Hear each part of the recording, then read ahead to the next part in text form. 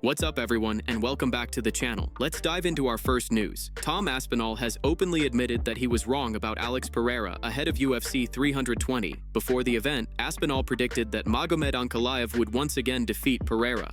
But after watching the fight, he didn't hesitate to give credit where it was due. Speaking after the bout, Aspinall said, "Bro, he just absolutely ran through it. Look, I was wrong. I was wrong. That was very impressive." Aspinall was clearly surprised by how dominant Pereira looked inside the octagon. He praised the power, composure, and confidence that Pereira brought into the fight, acknowledging that he completely proved him and many others wrong. "That was one of those performances that remind you why he's such a dangerous man," Aspinall added. When asked what's next for Pereira, Aspinall said it depends on what the Brazilian superstar wants to do next. "See what he wants to do. Oldberg just won. Oldberg's very good," he mentioned, referring to a potential matchup. He also noted that Pereira has been teasing a move to heavyweight, so it will be interesting to see what the UFC decides next for the reigning light heavyweight champion. Before moving to the next news, we have one quick request for you. We are constantly working on improving our content to earn your love and support. That is why we truly appreciate it if you could take just a moment to leave a like on this video, subscribe to the channel, and hit the bell icon so you never miss an update here on MMA Pulse News. Moving on to another news, Sean O'Malley shared his live reaction to Merab's dominant win at UFC 320, and he couldn't help but show respect for the performance. Watching the fight unfold, Sean was impressed right away, saying, "Ooh, beautiful right hand right into a takedown. God, Merab's good." He even joked that Merab reminded him of himself, praising his energy and relentless pace inside the octagon. Sean went on to break down what made Merab's victory so impressive. He pointed out how Merab completely overwhelmed Cory Sandhagen, who Sean considers one of the most well-rounded fighters in the UFC. "In my opinion, Cory's one of the best fighters in the UFC overall. Skill for skill, wrestling, striking, jiu-jitsu, one of the best in the world. And Merab just beat him up," Sean said. He then reflected on his own history with Merab, saying it's crazy to think that he once finished him. Sean admitted that after watching Merab's current form, he doesn't see anyone beating him right now. He ended with a confident grin, hinting at a possible future showdown, saying, "Unless I fight him again." Trilogy at the White House. Moving on to another news, Dana White has confirmed that the winner of the upcoming fight between Arman and Dan Hooker will officially become the #1 contender in the lightweight division. During a recent media interaction, Dana was asked about the significance of the matchup, and he didn't hesitate to make things clear. He said the fight is set for November, and whoever walks away victorious will earn the next shot at the lightweight title. Dana acknowledged both fighters' momentum and how much is on the line for each of them. Arman has been on an impressive run, proving himself as one of the most dangerous young contenders in the division, while Hooker continues to show his resilience and willingness to take on the toughest challenges. Dana emphasized that this fight will determine who truly deserves the next big opportunity at championship gold. He explained that the timing makes sense and that the winner will be in perfect position for a title fight heading into next year. With the lightweight division as stacked as ever, this matchup carries major implications, and Dana made it clear that whoever wins between Arman and Hooker will be next in line for the belt. Moving on to another news, Cory Sandhagen has shared his first thoughts following his loss to Merab at UFC 320. Taking to Instagram, Cory posted an emotional and respectful message, showing true sportsmanship and determination to bounce back stronger. In his statement, he wrote, "Congrats to the champ. You're a hell of a fighter and a great champion of the division. I'm proud to have fought you. I'll get you next time." Cory didn't shy away from acknowledging Merab's dominance in the fight, but his message also carried a tone of unwavering resolve. He reminded his fans that this setback won't change his mindset or his goals. "To all my fans, nothing changes for me. It's all hard work till the day I hang it up," he said. "We'll still get to gold even though the water is murky right now." Ending on a powerful note, Cory expressed gratitude and love for everyone supporting him through the ups and downs of his career. "I'll always have an unbreakable spirit until the day I die. I love this. Love you guys. Peace." It was a humble and heartfelt reflection from one of the division's most respected fighters. Moving on to another news, Khalil Rountree has broken his silence after suffering a tough knockout loss to Jiří Procházka at UFC 320. Taking to Instagram, Khalil shared an emotional and heartfelt message, reflecting on the difficult night and showing gratitude toward his supporters. He wrote, "Close. So close. I'm okay. I'm in good spirits. I'm grateful for every positive message and every comment expressing support for what I give to this sport." He admitted that the loss stung deeply, but emphasized that setbacks are part of the journey. To sail back is an understatement. never stop living. Never stop fighting the good fight for yourself, for your families, for humanity till the end," he added. Khalil acknowledged how these moments affect not just the fighter, but everyone around them: coaches, family, friends, and fans who ride the highs and lows together. Showing his gratitude to the UFC, he wrote, "Nothing but appreciation for the platform and all the staff that make it happen for us." Khalil ended his message with determination, promising to return stronger. "This loss isn't easy. It'll take time to heal and learn from this, but I promise I'll never be the same again. See you in 2026. Moving on to another news, Conor has finally opened up about the darker side of fame and how his rise to superstardom in the UFC nearly broke him. Speaking candidly at the BKFC 82 post-fight press conference, Conor reflected on the immense pressure that came with balancing both his fighting career and the demands of being one of the most famous athletes in the world. He admitted that when he first started, life was much simpler. "To promote on its own is easy, and to fight on its own is easy," he said. "People don't really realize that. When you're just coming up, nobody cares about you. You show up under the radar, no one asks you questions, and you just get to go out there and have fun doing what you love." But as Conor's success skyrocketed, everything changed. Suddenly, he wasn't just fighting. He was carrying the weight of global fame, endless media attention, and the responsibility of promoting massive events. He explained that the combination of being both a fighter and a promoter became overwhelming. "When you rise, you've got to add the promotional side to it, and both of them combined are incredibly draining," Conor admitted. He didn't shy away from acknowledging how that lifestyle took a toll on him mentally and emotionally. "I wouldn't be the first to tell you, it almost broke me. And to be honest, maybe it did break me as I went on and achieved massive success and global, out-of-this-world superstardom." Conor went on to explain that fame eventually overcame him, changing his life in ways he didn't fully anticipate. Over the years, fans and media have pointed to his struggles with alcohol and substance use, his run-ins with the law, and the challenges of managing fame outside the octagon. Conor didn't deny those struggles. Instead, he seemed to embrace the reality of how difficult it is to maintain balance when living under constant public scrutiny. He said that promoting and fighting at a high level deserves more respect than people realize. "To promote and fight at a high level deserves support and respect," Conor concluded.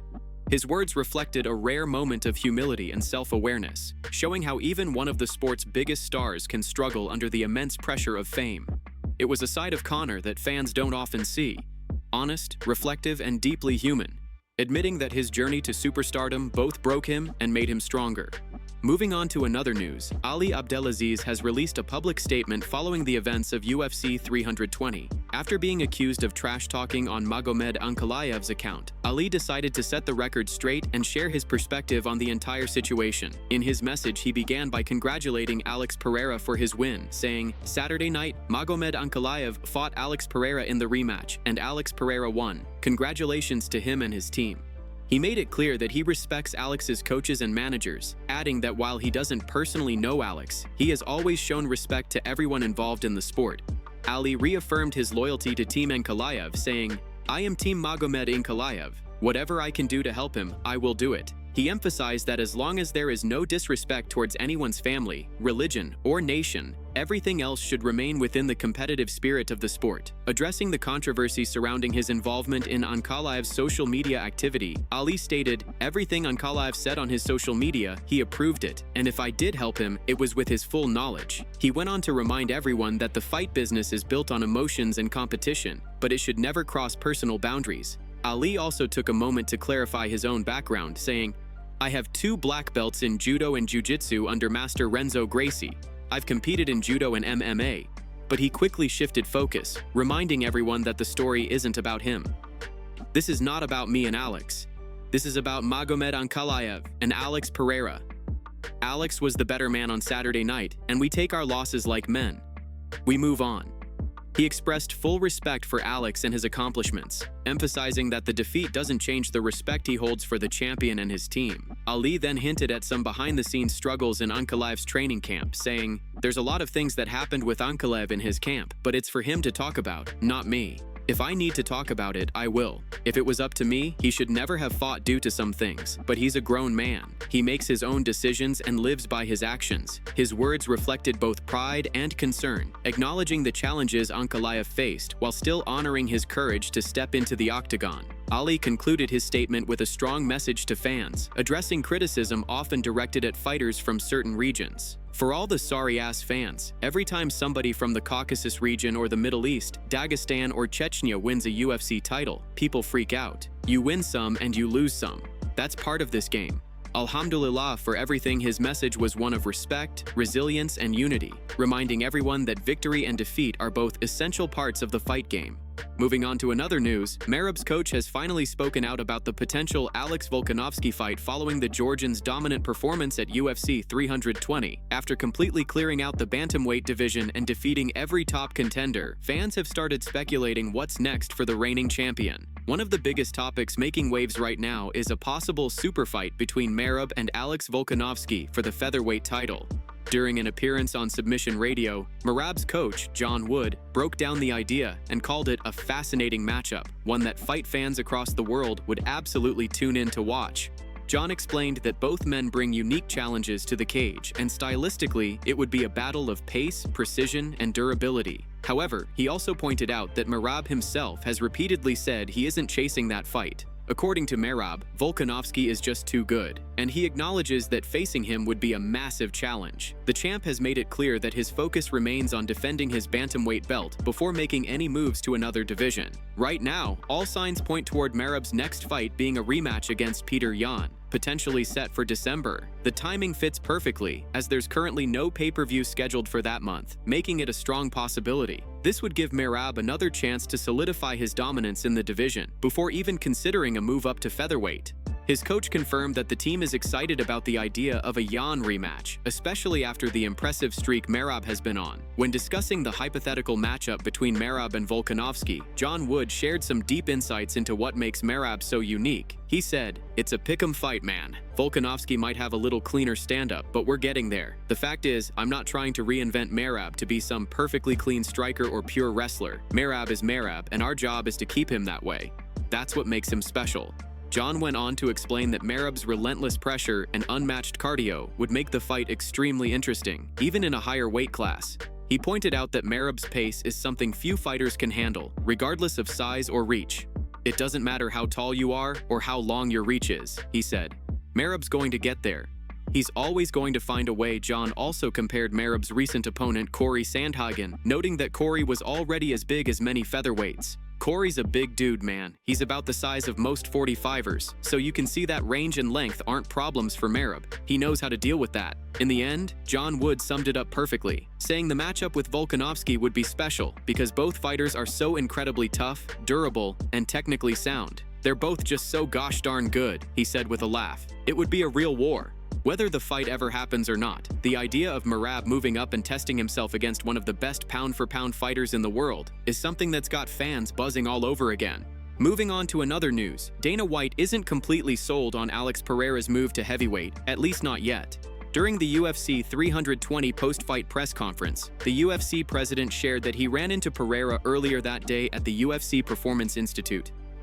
Dana revealed that Pereira told him he wanted to move up to heavyweight, but the boss wasn't quite ready to get on board with that idea. Dana said he was at work having meetings all afternoon and decided to stop by the PI. To his surprise, Pereira was there. "You're the last guy I expected to see here today," Dana said.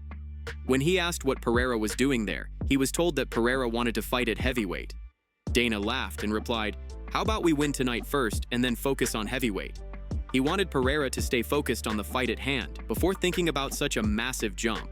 When asked what his hesitation was about Pereira moving up, Dana explained that it's not a lack of confidence in him, but more about the size of the challenge. He was a middleweight, Dana reminded the media. Now he wants to jump 2 divisions in the UFC. It's not like boxing, where you can move up a few pounds and it's fine. This is a big jump.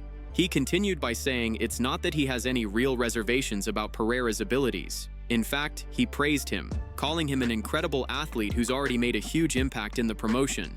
But Dana emphasized that Pereira still has meaningful fights waiting for him at light heavyweight. He doesn't see the urgency in throwing him straight into the heavyweight mix, especially when the division below still offers exciting opportunities. Dana added that Pereira's desire to move up seems driven by ambition and passion rather than logic.